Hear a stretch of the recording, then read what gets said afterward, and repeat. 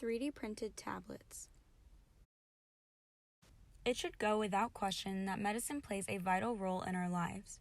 We are often prescribed with medication after visits to the doctor's office, and we tend to reach for our medicine cabinet whenever we're feeling under the weather. However, pills are not always the foolproof solution to our medical concerns. Have you ever struggled with large pill sizes, unpleasant medicinal tastes, overcomplicated medical regimens, or a therapeutic drug that didn't completely treat your condition? If you've experienced any of these things, you're not alone. In a recent survey, over 50% of people were shown to have difficulties with taking their pills. Current pharmaceutical production methods use standard drug formulations that are more suitable for mass production.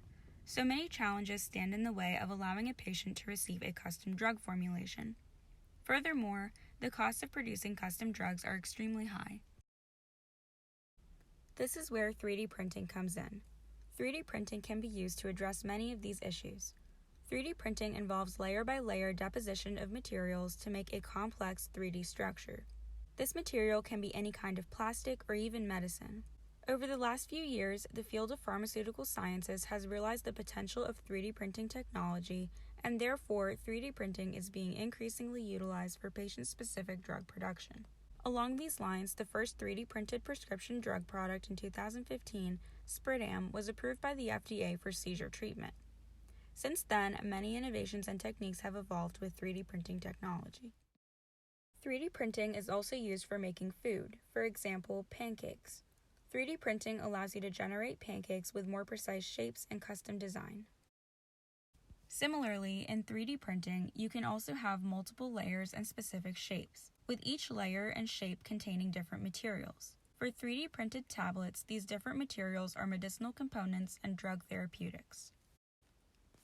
Within the pharmaceutical field, 3D printing can produce small batches of medicinal products, with tailored dosages, shapes, and sizes. The main idea behind 3D printing drugs is to design and develop medicines that are personalized to an individual patient's needs. With 3D printing in medicine, pills, and tablets, pharmacists and manufacturers can easily adjust the size, appearance, shape, and frequency of a wide variety of medicines.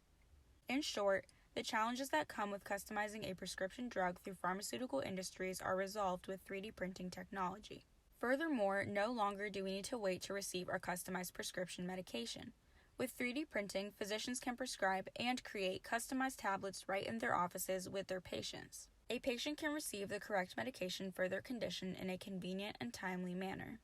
The benefits of 3D printed tablets don't stop there.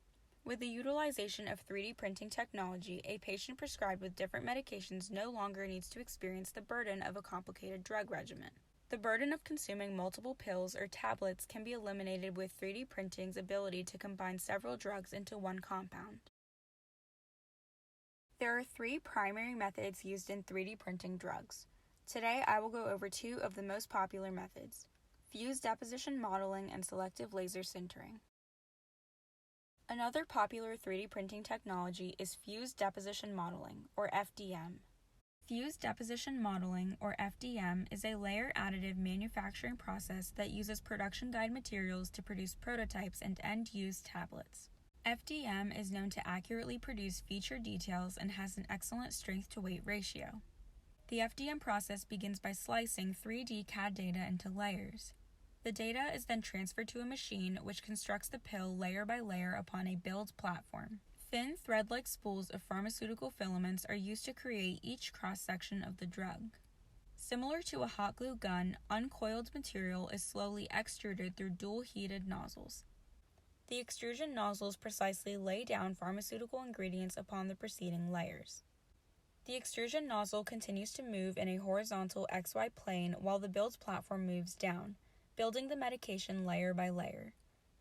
The finished pill is then removed from the build platform and proceeds to undergo a series of finishing processes to make it adequate for human consumption. Here's a GIF of FDM.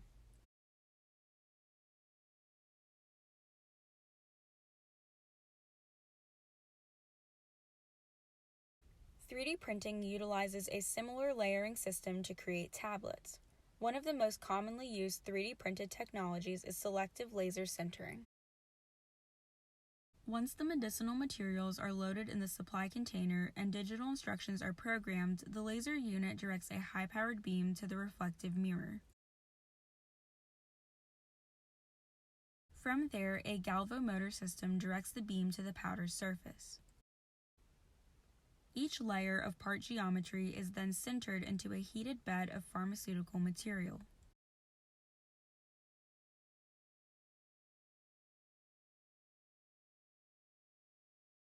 This then moves the supply container up and the build chamber down, while a roller moves across the bed to distribute another layer of powder. Excess powder is captured in a collection container.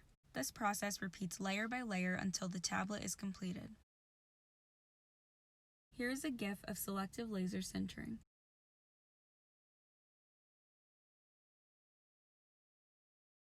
In conclusion, as the methodologies of 3D printing continue to develop, the utilization of 3D printing technology has the potential to expand in a variety of avenues.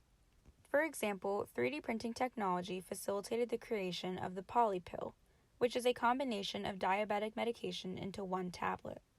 The potential that 3D printing technology holds in revolutionizing the way that we treat and dispense medication is truly remarkable.